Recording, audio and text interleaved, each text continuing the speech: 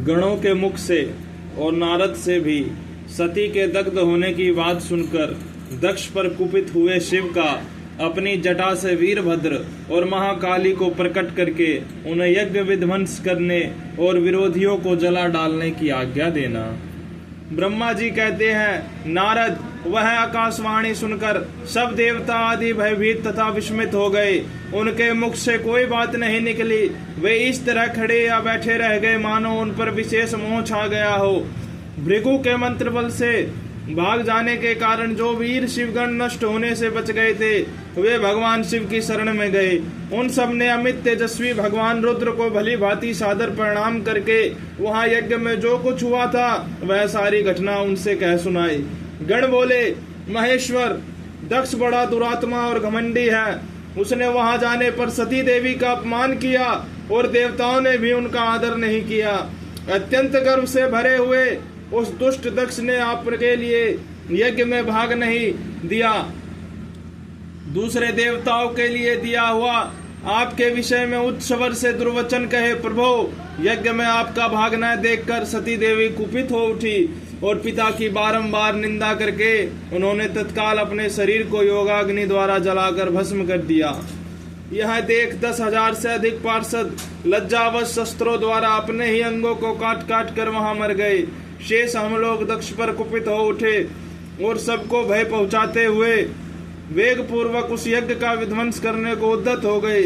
परंतु विरोधी भृगु ने अपने प्रभाव से हमें तिरस्कृत कर दिया। हम उनके मंत्र बल का सामना न कर सके। प्रभु विशंभर, वे ही हम लोग आज आपकी शरण में आए हैं। दयालो, वहां प्राप्त हुए भय से आप हमें बचाइए, निर्भय कीजिए। महाप्रभु, उस यज्ञ में दक्ष आदि सभी दुष्टों ने घमंड में आकर आपका विशेष रूप से अपमान किया है। कल्याणकारी शिव, इस प्रकार हमने अपना सती देवी का और मूढ़ बुद्धि वाले दक्ष आदि की सारा वृत्तांत कह सुनाया।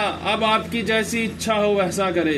ब्रह्मा जी कहते हैं, नारद, अपने पार्षदों की यह बात सुनकर भगवान शिव ने वहां की सारी घटना जानने के लिए शीघ्र ही तुम्हारा स्मरण किया। देवरसे, तुम दिव्य दृष्टि से संपन्न हो, अतः भगवान के स्मरण करने पर तुम तुरंत वहां आ पहुंचे और शंकर जी को भक्ति पूर्वक प्रणाम करके खड़े हो गए। स्वामी, शिव ने तुम्हारी प्रशंसा करके तुमसे दक्ष यज्ञ में घटी हुई सती का समाचार तथा दूसरी घटनाओं का पूछा। तात, शंभु के पूछने पर शिव में मन लगाए रखने वाले तुमने शीघ्र ही वह सारा वृत्तांत कह सुनाया जो दक्ष यज्ञ में घटित हुआ था। मुने, तुम्हारे मुख से निकली हुई बात सुनकर उस समय महान रुद्र पराक्रम से संपन्न सर्वेश्वर रुद्र ने तुरंत ही बड़ा भारी क्रोध प्रकट किया। लोक संहारकारी रुद्र ने अपने सिर से एक जटा उखाड़ी और उसे रोष पूर्वक उस पर्वत के ऊपर दे मारा।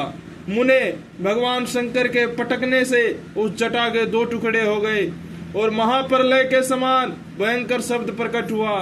देव से उस जटा के पूर्व भाग से महाभयंकर महाबली वीरभद्र प्रकट हुए, जो समस्त शिवगणों के अगुआ हैं।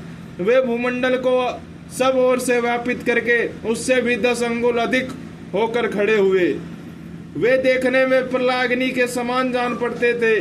उनका शरीर बहुत ही ऊंचा था। वे 1000 भुजाओं से युक्त थे। उन सर्वसमर्थ महारुद्र के क्रोध पूर्वक प्रकट हुए निःश्वास से 100 प्रकार के ज्वर और 13 प्रकार के सनिपात रोग पैदा हो गए। तात, उस जटा के दूसरे भाग से महाकाली उत्पन्न हुई, जो बड़ी भयंकर दिखाई देती थी। वे करोड़ों भूतों से घिरी हुई थी। जो ज्वर पैदा हुए वे सब के सब शरीरधारी, क्रूर और समस्त लोकों के लिए भयंकर थे। वे अपने तेज से प्रज्वलित हो सब और दाह उत्पन्न करते हुए से प्रतीत होते थे। वीरभद्र बातचीत करने में बड़े कुशल थे। उन्होंने दोनों हाथ जोड़कर परमेश्वर शिव को प्रणाम करके कहा। वीरभद्र बोले, महारुद्र, सोम, सूर्य और अग्नि को 3 नेत्रों के रूप में धारण करने वाले प्रभु, शीघ्र आज्ञा कीजिए। मुझे इस समय कौन सा कार्य करना होगा? ईशान, क्या मुझे आधे ही क्षण में सारे समुद्रों को सुखा देना है या इतने ही समय में संपूर्ण पर्वतों को पीस डालना है?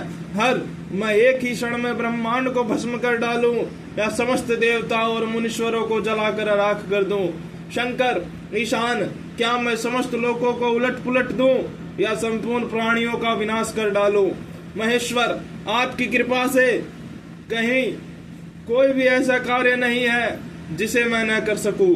पराक्रम के द्वारा मेरी समानता करने वाला वीर न पहले कभी हुआ और न आगे होगा। शंकर, आप किसी तिनके को भेज दे तो भी वह बिना किसी यत्न के क्षण भर में बड़े से बड़ा कार्य सिद्ध कर सकता है, इसमें संशय नहीं है। शंभो, यद्यपि आपकी लीला मात्र से सारा कार्य सिद्ध हो जाता है, तथापि जो मुझे भेजा जा रहा है यह मुझ पर आपका अनुग्रह ही है। शंभो, मुझ में भी जो ऐसी शक्ति है वह आपकी कृपा से ही प्राप्त हुई है। शंकर, आपकी कृपा के बिना किसी में भी कोई शक्ति नहीं हो सकती। वास्तव में आपकी आज्ञा के बिना कोई तिनके आदि को भी हिलाने में सामर्थ्य नहीं है, यह निसंदेह कहा जा सकता है। महादेव, मैं आपके चरणों में बारंबार प्रणाम करता हूँ। आप अपने अभिष्ट कार्य की सिद्धि के लिए आज मुझे शीघ्र भेजिए। शंभो, मेरे दाहिने अंग बारंबार फड़क रहे हैं, इससे सूचित होता है कि मेरी विजय अवश्य होगी, अतः प्रभु मुझे भेजिए। शंकर, आज मुझे कोई अभूतपूर्व एवं विशेष हर्ष तथा उत्साह का अनुभव हो रहा है। मेरा चित्त आपके चरण कमल में लगा हुआ है, अतः पग पग पर मेरे लिए शुभ परिणाम का विस्तार होगा। शंभो, आप शुभ के आधार हैं, जिसकी आप में सुदृढ़ भक्ति है उसी को सदा विजय प्राप्त होगी और उसी का दिनों दिन शुभ होता जाएगा। ब्रह्मा जी कहते हैं, नारद, उसकी यह बात सुनकर स्वर मंगला के पति भगवान शिव बहुत संतुष्ट हुए और वीरभद्र तुम्हारी जय हो ऐसा आशीर्वाद देकर वे फिर बोले।